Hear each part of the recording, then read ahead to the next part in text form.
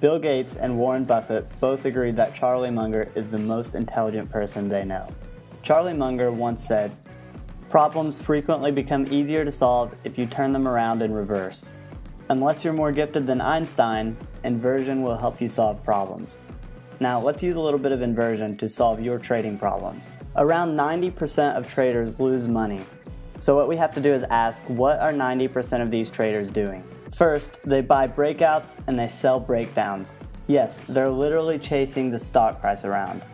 Second, they all try to cut their losses short and let their winners run.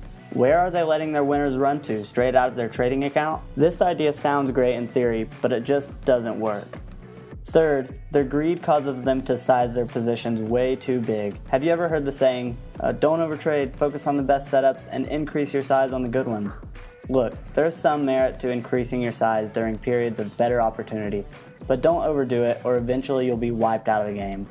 Number 4, they are afraid of reducing their cost basis because they might be capping their potential profits. For example, selling a covered call reduces your cost basis but caps your potential gains. Now listen, unlimited profit potential is like a mythical creature. Now you see these 4 things most traders do, but why do they do them? Well, some of it's human psychology, but most of it is because it's what they were taught by investment education websites. I know it sounds a bit hypocritical because I run an investment education website myself, but the difference is they tell you what will make you spend money. Unlike them, I will tell you the truth, even if it's not what you want to hear. Think about it. How appealing does cut your losses small and let your winners run sound? Sure, it sounds great, exactly what you want to hear, but anyone teaching this concept has either never traded before or they're just flat out lying. Now, that doesn't mean you have to have huge losses and tiny profits. If you're trading the right strategies, this shouldn't even be an issue. Now let's use a little bit of inversion and flip these points around, and here's your new trading strategy. First, you're going to buy into weakness and sell into strength. Why? Because it's exactly the opposite of what most traders do. Now you might be saying, but if you're getting long into a sell-off, how do you know when the sell-off is over? The answer is simple. You don't. Nobody does. It doesn't matter if you're Warren Buffett or if you're Jimmy Buffett. You don't know if a stock is going to go up, down, sideways, or in circles.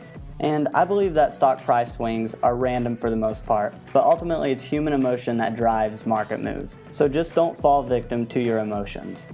Number 2, you're going to book your profits and be patient with your losing trades.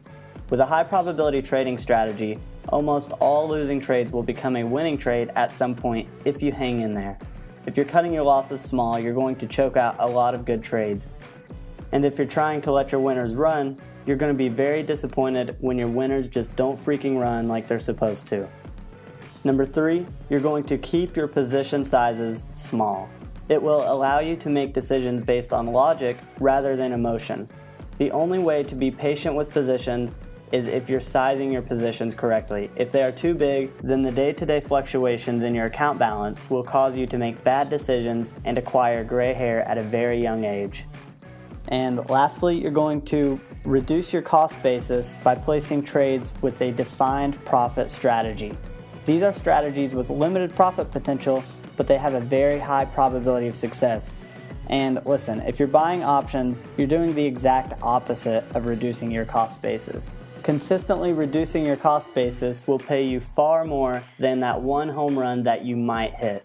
If you swing for the fence, you're probably going to strike out. Raking in small profits over and over again is where you'll hit a grand slam. Following these simple guidelines will save you many headaches and a ton of money.